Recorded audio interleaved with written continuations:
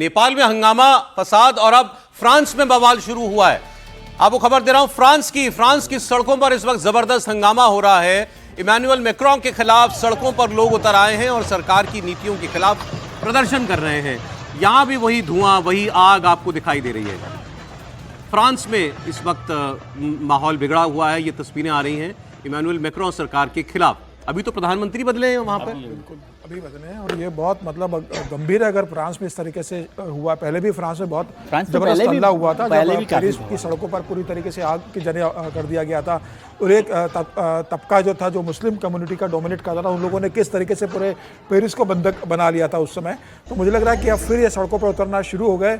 अब इसमें कौन से कट्टरपंथी तत्व हावी है, देखने वाली बात होगी। जिस तरीके से अभी ईद के दिन फ्रांस में रैली निकली थी, अभी 2 दिन पहले जब ईद थी, कितनी बड़ी रैली फ्रांस की सड़कों पर निकली थी मुस्लिम समुदाय की।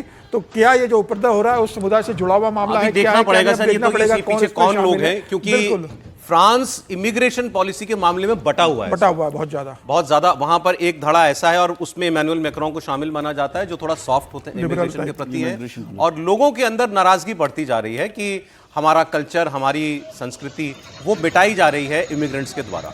अब इसमें किस तरफ का गुस्सा ये सड़कों पर निकला है और क्या उससे जुड़ा हुआ मामला है, ये थोड़ी देर में सारी डिटेल आएगी तो आपको बताएंगे। लेकिन फ्रांस की सड़कों पर भी आग, तो ये तो जब कभी हमारे आस पड़ोस में होता है या एशिया में कहीं होता है तो ये यूरोप के देश और अमेरिका कह देते हैं थर्ड वर्ल्ड में ये सब होता है, तो ये तो फर्स्ट वर्ल्ड है। फ्रांस में ये हो रहा है सड़कों के ऊपर और लगातार हो रहा है। लगातार इस किस्म की खबरें जो हैं वो वक्त वक्त पर आ रही हैं। और ये 2 तस्वीरें मैं आपको दिखाता हूं, क्या अंतर करेगा इसमें? कोई एक नेपाल की तस्वीर, एक फ्रांस की तस्वीर है। दिख नहीं रहा है। फ्रांस में पिछले दिनों भी काफी वो बवाल वहां पर। प्रधानमंत्री जो बदले गए, ये मामला क्या था अभी? ये मतलब इमैनुअल मैक्रोन की पार्टी का अल्पमत हो गया, अच्छा, जिसकी वजह से प्रधानमंत्री बदलना पड़ा। हालांकि प्रधानमंत्री उन्होंने अपने ही बहुत जबरदस्त सपोर्टर को वहां बिठा दिया है। इसकी भी एक वजह मानी जा रही है, अभी ये सारी डिटेल आएगी तो पता चले। लेकिन इसका ये मतलब हुआ कि विरोध करने वाले वो लोग हैं जो ये मानते हैं कि अब इमैनुअल मैक्रोन को या उनकी पार्टी को सत्ता में रहने का अधिकार अल्पमत में। तो इनके यहाँ राष्ट्रपति सीधा चुना जाता है, राष्ट्रपति सीधे चुना जाता है और प्रधानमंत्री जो है वो सरकार चुनती है। ये देखिए कुछ और तस्वीरें फ्रांस से आ रही हैं।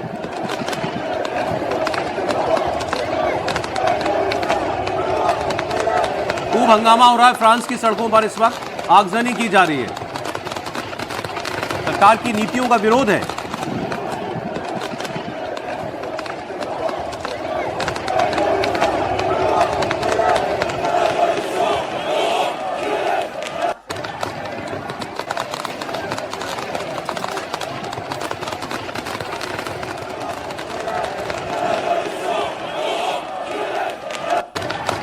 ये पेरिस की तस्वीरें हैं, लाइव तस्वीरें इस वक्त आपको हम दिखा रहे हैं। सड़कों पर प्रदर्शनकारी और उनका पुलिस के साथ आमना सामना हो रहा है।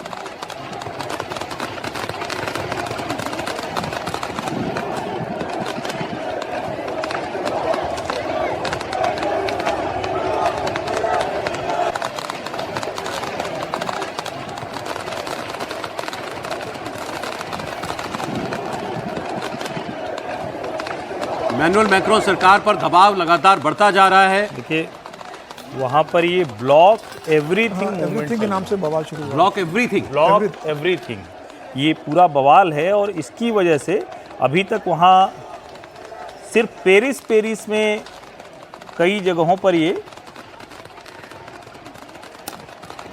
मेट्रो बंद कर दी गई है फ्रांस की। ओवरऑल वही है, इमैनुअल मैक्रोन के खिलाफ ये पूरा प्रदर्शन है। अभी तक 75 लोगों से अधिक की गिरफ्तारी हुई है। जगह जगह वो इस तरह के प्रदर्शन दिख रहे हैं। और ये ब्लॉकॉन्स, अच्छा वो वही है, उसी को फ्रेंच में लिखा हुआ है वो ब्लॉकॉन्स 2। 80,000 पुलिस के लोग जो हैं वो तैनात किए गए हैं। और ये इसकी कॉल पहले से थी, आप ठीक कह रहे हैं, लेट्स ब्लॉक एवरीथिंग, ये इस मूवमेंट का नाम है। और इसकी शुरुआत जो है वो ये बताया जा रहा है, जैसे अभी आपने कहा था कि एक नो कॉन्फिडेंस मोशन जो है वो हार गई इमैनुअल मैक्रों की पार्टी के प्रधानमंत्री जो हैं, तो उनको इस्तीफा देना पड़ा। उसके बाद इन्होंने अपने किसी, आपने बताया, यहाँ भी वही है कि हर हाल में अपने आदमी को बनाए रखना है। 4 प्रधानमंत्री अभी तक बदल चुके हैं, लेकिन जो असंतोष है वो इमैनुअल मैक्रोन के खिलाफ है और वो जनता का असंतोष या कहें कि जो अल्पमत में आ रहे हैं उसको एक्सेप्ट करने को तैयार ये जो अखबार बता रहे हैं वो ये कि फ्रांस की जो सरकार है, इमैनुअल मैक्रों की सरकार, इसके कार्यकाल में फ्रांस का जो वो है डेफिसिट, बजट डेफिसिट जो है वो बढ़ रहा है, वो बहुत ज़्यादा बढ़ गया और हाईएस्ट है यूरोप के अंदर शायद। मतलब कर्जा बहुत ज़्यादा बढ़ गया है। 44 बिलियन यूरो का डेट है फ्रांस के ऊपर। और अब ये सरकार प्रयास कर रही थी कि इस कर्जे में कुछ कटौती की जाए, इस डेफिसिट को कुछ कम किया जाए।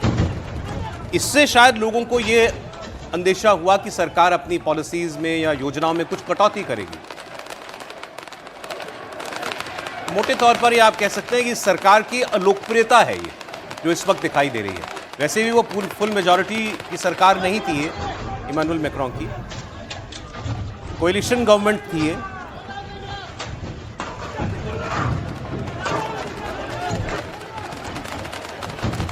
ये बड़ा प्रदर्शन है देश भर में, यानी फ्रांस में 1 लाख से अधिक लोग इसमें शामिल हुए हैं।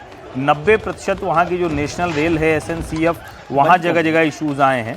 जो एयरपोर्ट्स हैं उनमें मुश्किलें आई हैं, और ओवरऑल जो जितने भी हाईवेज हैं, सड़कें हैं, उस पर भी जगह जगह लोगों ने प्रदर्शन किया है। तो ये ऐसा नहीं कि सिर्फ पेरिस का प्रदर्शन है, ये पूरे फ्रांस में ये प्रदर्शन दिख रहा है। 2022 में जब दूसरी बार राष्ट्रपति बने इमैनुअल मैक्रों, तब से अब तक 5 प्रधानमंत्री बन चुके हैं जी। तो ये हालत है फ्रांस की।